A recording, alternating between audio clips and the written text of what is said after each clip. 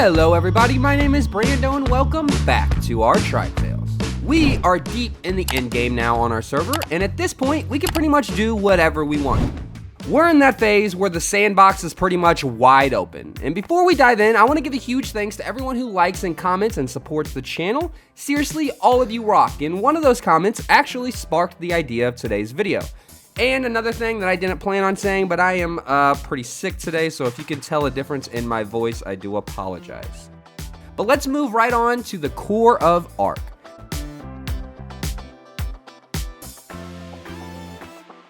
So what keeps me coming back to Ark after 10,000 hours in this game? Simple. The game has so much depth.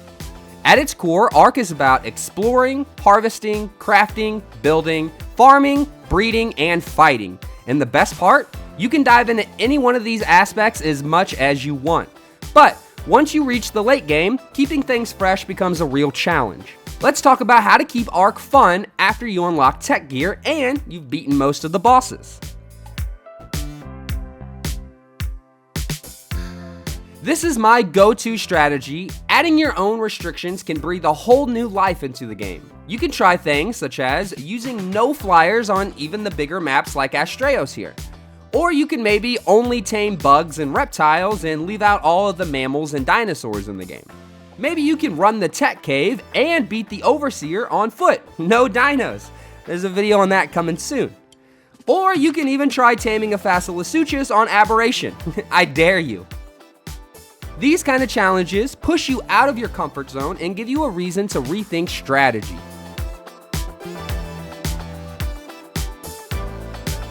Sometimes it helps to give your survivor a story. So when I started Astraeos here, I wanted to feel like royalty, top tier. So I built a massive castle. Sadly, I went way too hard on the ASR side, which is a mod, but this mod kind of makes it laggy when other people visit my base. I didn't like that. I would like to have visitors, so I switched it up and I built a high-tech compound worthy of kaijus. And now I am the Kaiju Whisperer, partnering with some of them to take down the evils of Ark. Tie your challenges into some lore. Maybe your survivor was raised by Equus back on Earth and now loves horses. So what does that mean? Maybe you can't kill or eat any Equus meat. Maybe you're only traveling by hoof and you're taking down the bosses with just horses. If you're in need of a backstory and you're having trouble coming up with your own lore, you can ask ChatGPT to cook up a few items. You'll be surprised by how much that can help.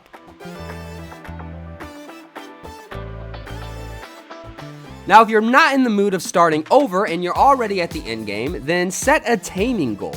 Try to collect every single creature, even the annoying ones. Like, have you ever tamed a phoenix?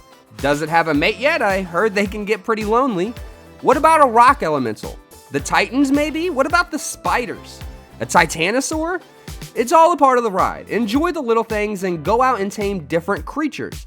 Once you've got a solid collection, you can then move on to breeding. You can hunt down and you can mutate your dinos to get some really awesome colors on them. You can also max out their stats with mutations.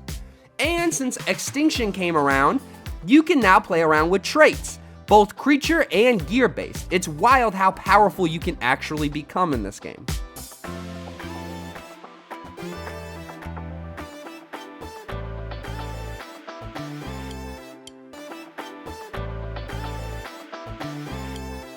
Ark has a ton of different bosses and creatures to take down, and there are a ton more on the way. For your first go around, sure, bring very overpowered dinos, but after that, get weird with it. Can you breed Equus strong enough to take down the Broodmother? Do you think a pack of direwolves can take down Groot? Forget the meta. Everybody uses Theres and Rex armies. Those are old news. Experiment a little bit. You are gonna fail, you are gonna lose your shit, but it's all a part of the experience.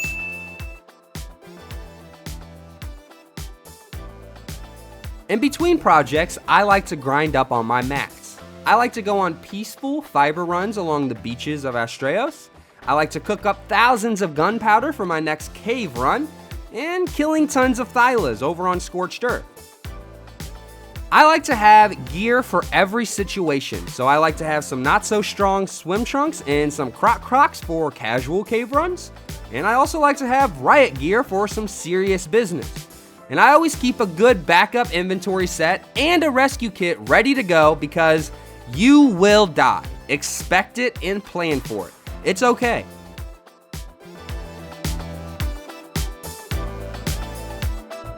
Moving on to building. As we mentioned previously, if you have a really nice large base and you want to deconstruct it and build a new one, I highly recommend doing this. This is so fun. Maybe keep your old base up until the new base is finished and then go back and demolish the old base. Challenge yourself and break away from rectangle boxes and build in curves and angles and spirals. And I know that there's some uneven terrain sometimes, and with vanilla Ark that can be difficult to build on, but try using that to your advantage. Try building like a multi-layered base. And if you need help getting expired, borrow ideas from YouTube or Google and make them your own. Also, don't stop at just base building. Astraeos here is an amazing map for a Manta racetrack. You and your tribe mates can soar through the waves. And when Ragnarok drops, I plan on building a giant battle rig racetrack in the desert, using behemoth gateways to outline the path. Parkour areas with loot prizes? Yeah, that's also coming soon too. Big projects like this give you and your tribe something unique to work towards. These projects also take a lot of time, so it'll take time for you to build them. These projects you build may require you to grind artifacts or other good loot prizes, which comes with more fun.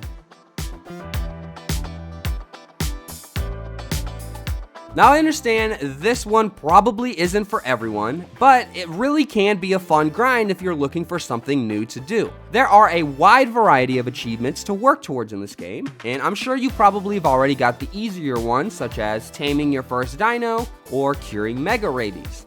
But have you gotten one of your dinos to max level yet? How about the long grind of finding every single explorer node? And yes, that means on every single map.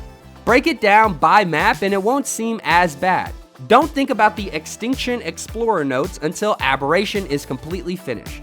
There are a ton of other achievements out there that you can really work towards, and this can add a lot of spice to your game. So if you haven't done this yet, this is another great recommendation of mine.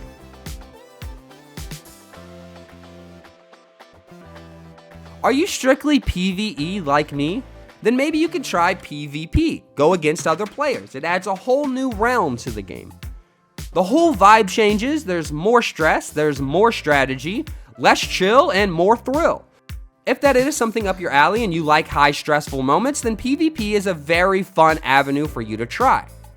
And don't forget the new Club Ark. I personally haven't tried this much, so I can't speak on it a whole lot, but it is a new social hub where you can play minigames, meet new players, and earn prizes that you can take back to your main server.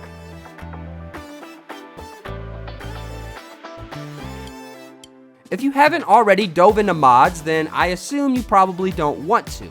But there are a ton of great mods out there, and mods can breathe so much new life into your Ark.